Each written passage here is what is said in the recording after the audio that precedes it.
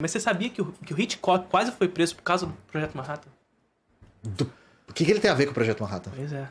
Ele fez um filme ali em 1945, vai ser lançado o filme, Interludium, não sei se você viu esse filme. Não.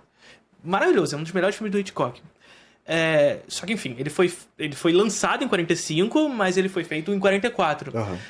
E o filme ele vai contar a história de um detetive e de uma ex-nazista. Na verdade, não é uma ex-nazista, ela era uma filha de um nazista que precisa de um perdão. Então ela aceita fazer um trabalho para os detetives, se casando com um nazista que está na América do Sul. Por quê? Porque eles desconfiam que esses nazistas estão produzindo armamento nuclear. Com urânio enriquecido. Uhum. Só que Hitchcock estava fazendo esse filme em 1944, quando estava tudo meio escondido. Era secreto. E o Hitchcock, ele fez toda uma pesquisa de... Como que você sabe disso, né? Eu fiquei pensando nisso. Ele foi perguntando para cientistas e tudo mais, o que era a parada. Não o Projeto Manhattan, mas o que seria um projeto de uma bomba nuclear. E ele chegou nessa parada.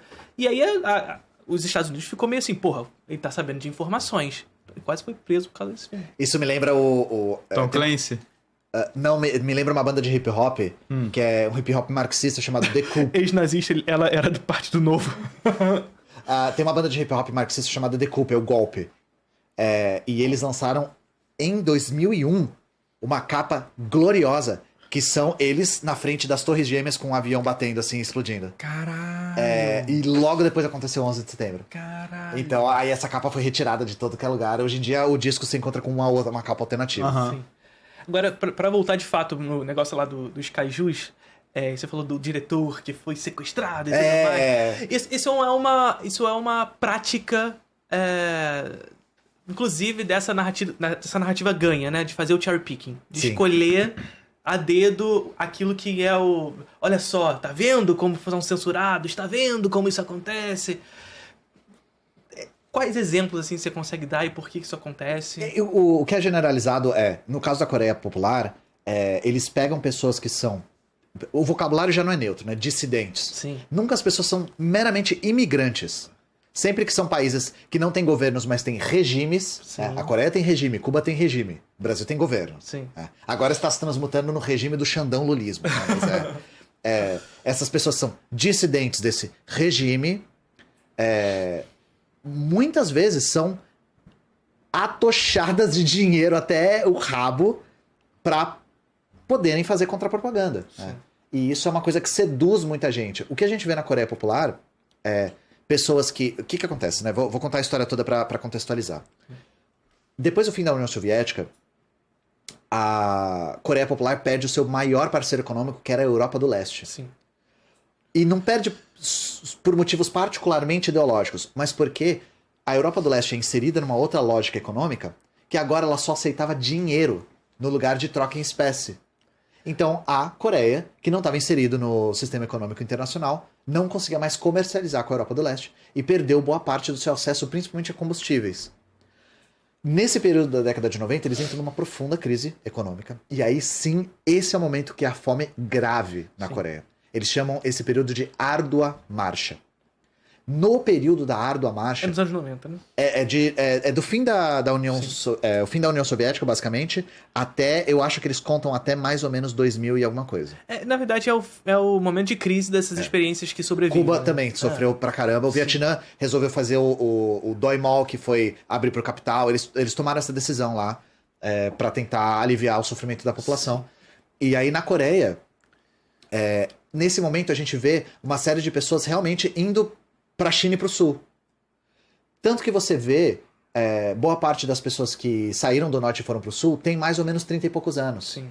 Porque elas saíram justamente nesse período da árdua marcha, que foi durante a década de 90. Só que o que acontece é que na Coreia do Sul eles fazem uma espécie de programa bizarro de testemunhas da Coreia do Norte, claramente com finalidade de propaganda. Sim. Eles têm um programa na TV lá que é tipo um programa de auditório, um super pop, que eles pegam pessoas que vieram do Norte para contar experiências de como era, sei lá. E o que é mais bizarro é que as pessoas contavam experiências que, por exemplo, começou com a verdade. A fome lá tava muito grave, viram pessoas morrer de fome de verdade. o público começou a ficar anestesiado e eles começaram a inventar coisas cada vez mais cabeludas. Até que chegou no ponto da paradigmática Yeonmi Park falando que lá não tem energia elétrica, as pessoas empurram o trem com as mãos, né?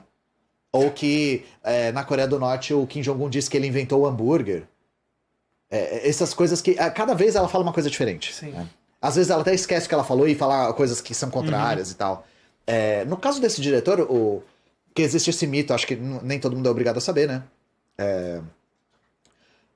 Esse diretor, ele era um diretor que trabalhava na Coreia do Norte, só que aí ele saiu da Coreia e foi pro Sul. E aí ele começou a contar uma história de que ele foi sequestrado pelo Kim Il-sung, acho que foi, sim, né? Pra fazer filme de propaganda totalitária. Só que isso é muito inconsistente. Sim. Principalmente porque esse cara parece ter sido cooptado, né? E terem oferecido uma quantidade generosa de dinheiro pra ele inventar qualquer coisa que tava na cabeça dele. Sim. Porque quando a gente vê a atuação dele na Coreia Popular, não parece que ele tava sendo sequestrado, particularmente, né? Foi o momento que ele mais ganhou notoriedade, inclusive. Pois e recurso pra fazer filme. Sim. Foi o que ele mais ganhou, né? E a gente vê outros casos assim, inclusive contemporâneos. A gente vê com os gusanos Gusano significa verme, né, em espanhol. Principalmente na Flórida, nos Estados Unidos, que são pessoas que são dissidentes do regime cubano. A gente vê isso na figura do Dalai Lama. O Dalai Lama é uma pessoa que recebe um salário anual generoso aí da CIA para falar que a China tá acabando com o Shangri-La espiritual que era o Tibete. Sendo que você vai estudar a história do Tibete, em 2 minutos você acha que era um regime escravista que os monges colecionavam pele e osso de escravo como souvenir. Era isso que tinha lá, sabe? Sim. Então, esse movimento todo se dá em uma outra dimensão desse controle da narrativa. Sim. Né? Que é a credibilidade que pessoas que viram com os próprios olhos o regime totalitário têm. Aquela cubana da Jovem Pan, por exemplo. Que de cubana não tem Zoe porra Martinez, nenhuma, né? Isso. A Zoe Martinez. Ela é tipo uma Yeonmi Park que ela... E qual que é a coisa que ela mais fala? Eu vivi no regime autoritário, eu vi como é que é. Agora ela inventou de falar que porque ela viveu no regime autoritário de Cuba, ela tem mais do que certeza de que o Brasil tá virando uma Cuba. Que assim, credibilidade tá lá no alto. Sim. Aí eu pergunto uma coisa pra vocês, gente. Beleza, uma pessoa que viveu um país sabe tudo sobre isso. Pensa no teu tio. Mas o teu no Brasil. Exatamente, o tio mais... Aquele tio que tá devendo 2 pensão, aquele que tem 3 amantes, Aí pensa o que ele sabe de Brasil.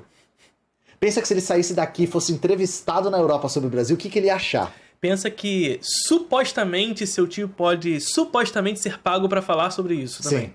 Você pensa que o seu tio, esse tio, não é qualquer tio, é esse aí, se ele recebesse uma quantidade generosa de dinheiro pra falar qualquer besteira do Brasil, ele não ia aceitar? Bom, tem muita gente que aceita. Sim. E aí a gente tem... Vocês procuram no YouTube, vocês encontram compilação de relatos bizarros dessas pessoas que saíram na década de 90 da Coreia do Norte e foram pro Sul.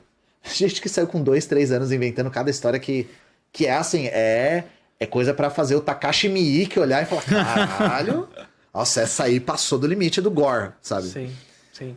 E são vários os exemplos, assim, a gente pegou a questão da Coreia Popular, de Cuba, mas até pensar em União Soviética, no cinema, a figura de Tarkovsky vai ser uma figura muito cherry-picking, né? Nossa, olha, Tarkovsky foi censurado, tá vendo? E as figuras soviéticas, dos artistas soviéticos, não só no cinema, muitas vezes a história deles é contada como um homem contra o sistema.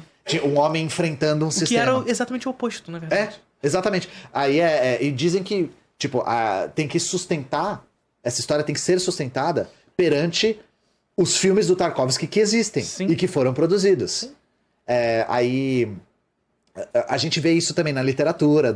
A pessoa... sempre... Eles fizeram esse filme apesar do regime. Sim. Sempre. E não por causa dele. Sim. Sendo que o próprio George Lucas, na época, falava assim, os filmes do Tarkovsky só poderiam ter existido na União Soviética e em nenhum outro lugar do mundo. O Kieslowski, que vai ser um diretor polonês... Sim, o Krzysztof Kieslowski. Ele fala, assim, perguntam pra ele, por que você acha da censura e tudo mais? E ele fala, o mesmo estado que censura os meus filmes é o estado que me permite fazê-los. O Kieslowski tem filme da época socialista da Polônia? Ele tem filme na década de 80, 60. Eu só vi os de 90 dele. Sim, tem década de 80, tem 70 e 80 tem. Sim. Tem um filme que eu vi recentemente, que é o... eu não sei nem se ele tem versão em português, é Hourglass Sanatorium o nome. Não sei qual é. É um filme polonês, que é hiper abstrato e que eu comecei a ver aparecer por aí. Ele tem um pôster super estilizado e tal. E aí é basicamente um cara que entra num sanatório que o tempo não passa, o tempo é congelado. Enfim, é um filme bem abstrato, mas tem muita nudez. E esse filme, na época, pelo que eu entendi, a Polônia queria mandar um filme pra Cannes. Esse cara rotulou como filme que eles queriam mandar, botou o filme dele e enviou pra Cannes. E aí, por causa disso, ele ficou anos barrado de produzir filme. Na moral, se fudeu, foi pouco, desculpa. Sim, caralho. Só que aí eu percebi que isso é contado como ele foi censurado. Exato, ele foi censurado. E aí eu percebi que o filme é meio paia e que ele só é assistido por conta dessa história. Sim. Da história do homem contra um sistema. Sim. Que venceu o sistema botando o filme dele no rolo. Eu achei ele um pau no cu, na real. Caralho, de fazer isso, de botar o filme. Caralho. Fala assim, não, agora o filme que tá indo pro Oscar é esse da Fernanda Torres, como é que é o nome? Provavelmente será esse. Ainda estou aqui. Eu ainda estou aqui? Não, eu acho que tem que ser o Transe. Vou colocar dentro da lata do filme o Transe e enviar. Aí se eu for censurado eu vou falar, obrigado STF. Sim. Sempre ele, né? Pois é, e é esses cherry pickings que são foda, assim, né? Porque é o que a gente falou lá no início, a censura é uma ferramenta de classe. Então, a grande questão é, sendo a censura uma ferramenta histórica e, portanto, está em qualquer sociedade, em qualquer momento histórico, não haverá, não há e não enfim, uma sociedade... Não tem como não haver, essa é a Não tem questão. como não haver. É de pensar, sendo a censura uma ferramenta de classe, que classe estará usando? Sim. Essa é a parada, porque no capitalismo é aquele negócio que a gente falou, bateu na porta do estúdio, você fala, quero fazer esse filme, o estúdio fala, não vou fazer, eu tenho a liberdade de não fazê-lo e você tem a liberdade de querer fazer, mas você não vai fazer. E é isso sobre o que o George Lucas se queixava. Sim. De que isso restringia tanto a liberdade criativa que só uma parte curta do tipo de cinema que se faz que era aceito. Sim. E aí se fala de homogeneização das experiências socialistas. O que é isso se não homogeneização? E geralmente esses cherry pickings pra dizer, olha só, na União Soviética tinha fome, na União Soviética tinha censura, na União Soviética... Tu pega tudo isso, é aquela velha história, tentou criticar o comunismo, criticou o capitalismo, né? E só pra explicar o que é cherry picking, é uma forma de falácia retórica, que é você só pegar de uma informação o que te convém. Sim. E omitir tudo que não convém. Isso é o cherry picking, é colher as cerejas, exatamente. Até porque, enfim, até mesmo pensando na classe artística soviética, existia um processo de disputa estética muito forte. Então, e era debatido isso, então, era um debate. O Estado, ele estava... O artista, ele estava dentro do Estado discutindo o que era a arte dentro do Estado. E aí, o que você faz? Você faz de novo o cherry picking, aquele cara que não quis seguir aquilo, sabe? Aquele negócio meio abstrato. E mesmo nos filmes de propaganda tinha muitas coisas diferentes. Tem um... Cara, o Bazan fala dele no O que é Cinema, eu acho que é Chaipev, que ele retrata um herói revolucionário, só que ele é uma pessoa falha pra caralho, faz um monte de merda, porque o que importa não é quem ele é moralmente, isso não tem valor, o que importa é a luta que ele tá liderando ali, sabe? Sim. Então, não é todo filme comunista que vai ser assim, não é todo filme soviético que vai ser assim, mas havia essa variedade, sabe? E o que é curioso é que nós temos filmes de comédia tirando sarro das coisas tipicamente soviéticas. Tem um filme muito famoso que é sobre como todas as casas eram iguais. Sim. Que aí o cara, ele chapa o coco e entra na casa de uma mulher sem querer. E aí eles começam a ter um romance. É uma comédia romântica, mas que meio que tira sarro de que todas as casas eram tão iguais que até a chave abria a porta do outro, sabe? Sim. É isso, perfeito.